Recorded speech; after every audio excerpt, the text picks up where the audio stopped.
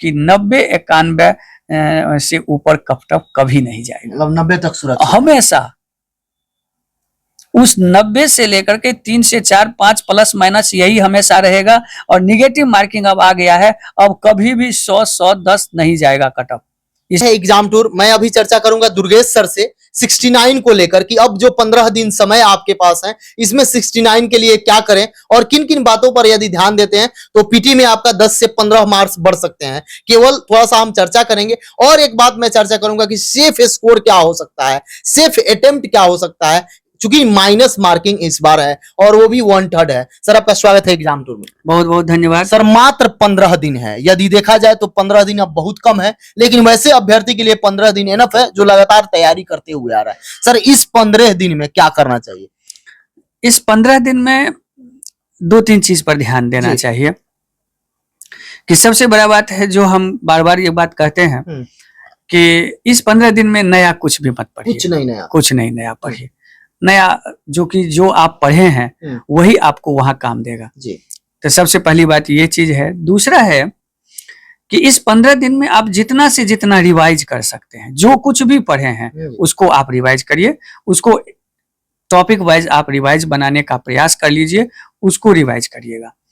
अब यहाँ इसके बाद एक चीज और जो मैं आपको बताना चाहूंगा कि अगर बीपीएससी के क्वेश्चन पर अगर आप, चूंकि आपका ध्यान है, आप एग्जाम परीक्षा पर बहुत काम करते हैं, आपका चैनल का नाम ही है एग्जाम टूर, तो आप एग्जाम पर जो है सो टूर करते रहते हैं। तो इसीलिए इसमें एक चीज जो गौर करने वाली बात है कि बीपीएससी के एग्जाम में अगर 150 प्रश्न है तो लगभग 100 प्रश्न स्टैटिक प्रश्न रहता है। 100 प्रश्न मान लीजिए कि निबंध करंट का प्रश्न रहा जी, तो मैक्सिमम रहेगा तो 30 प्रश्न रहेगा, करंट का रहेगा ना जी।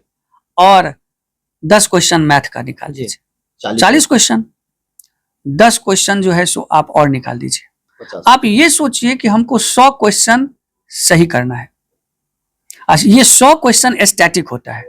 स्टैटिक का मतलब हो गया कि जिसमें बार बार बदलाव की संभावना क्या है, कम है। मान लीजिए एक हम एग्जाम्पल देना चाहते हैं।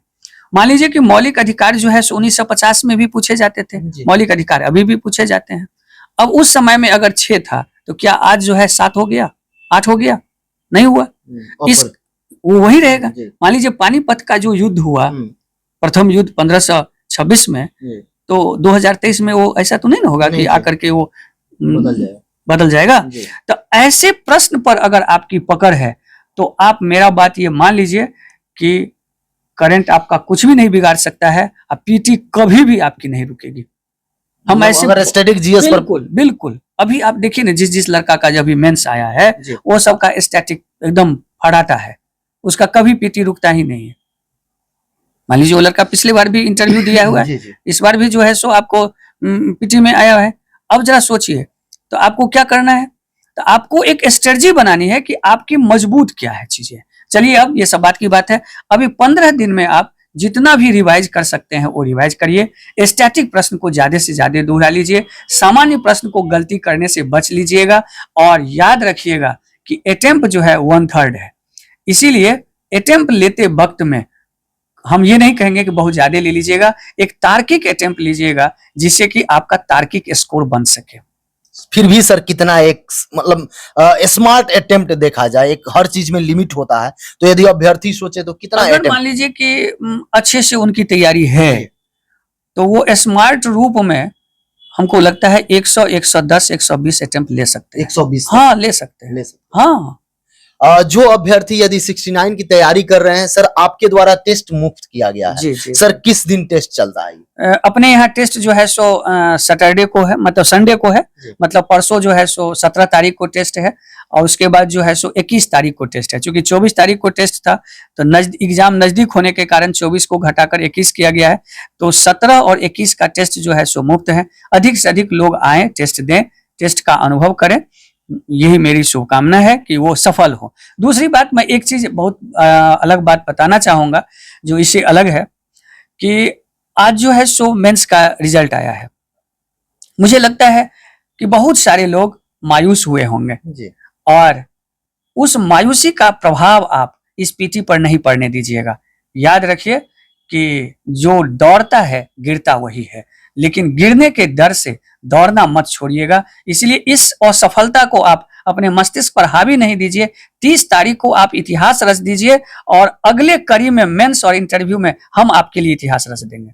सर इस बार निगेटिव है और वो भी 1/3 है, तो क्या उम्मीद है सर अभ्यर्थी कितना पर सुरक्षित समझे? कट ऑफ एक थोड़ा सा होता है, एग्जाम तो नहीं हुआ है, उस पर चर्चा करना गलत होगा, लेकिन फिर भी यदि अभ्यर्थी पूछ रहे हैं तो उस पर क्या कहा जाएगा? देखिए, सबसे बड़ी बात है कि अभी तो आप जो भी लोग एग्जाम दे रहे हैं कट ऑफ को दिमाग में सेट नहीं करिए, क्योंकि अगर कट ऑफ को दिमाग में हम अगर कभी कुछ बताएंगे अभी तो इसका प्रभाव क्या होगा कि अगर मान लीजिए कि प्रश्न थोड़ा सा स्टैंडर्ड आ गया और वो अगर उस तरफ से अगर लेवल नहीं हुआ तो उनके दिमाग में ये होगा, तो उनके दिमाग में दुर्गेश सर का बात घूमेगा, कहेंगे कि तो दुर्गेश सर बोले थे कि इतना नंबर होगा तभी होगा, तो इसलिए उनका मतलब रिजल्ट प्रभावित होगा। इसलिए आप इस कटअप तटअप पर कोई दिमाग पर ध्यान में मत दीजिए, लेकिन फिर भी मैं आपको कहता हूं, इसलिए ये सब दिमाग से हटा दीजिएगा। अभ्यर्थियों को क्या संदेश दीजिएगा 69 जो देने वाले हैं? आप जो है सो हम यही संदेश देंगे कि आप घबराइएगा नहीं, किसी भी तरह के नकारात्मक चीजों को अपने ऊपर हावी नहीं होने दीजिए, और आप हमेशा सोचिए जब भी आपको एग्जाम से डर लगे तो आप 2-3 चीज ध्यान में रखिएगा कि आपको डर क्यों लग रहा है। आप सोचिए कि बरसों से आप इससे मिलने के लिए तैयार कर रहे थे।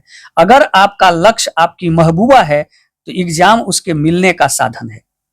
आप अगर इससे डर जाएंगे तो महबूबा से मिलेंगे, आप कभी भी समाज में अच्छा नाम नहीं कर पाएंगे। इसलिए एग्जाम से डरना नहीं चाहिए, यही आपको राज्याभिषेक और सिंहासन पर बिठाएगा। अगर युद्ध से वीर को डर लगता है तो राजा बनता है, इसलिए डरना नहीं है। इसका आप इंतजार कर रहे थे, वो समय आ रहा है, आपके लिए पर्व है, उत्सव है, इसलिए उत्सव की तरह इसको मनाइए। सर समय देने के लिए बहुत बहुत धन्यवाद। बहुत बहुत धन्यवाद।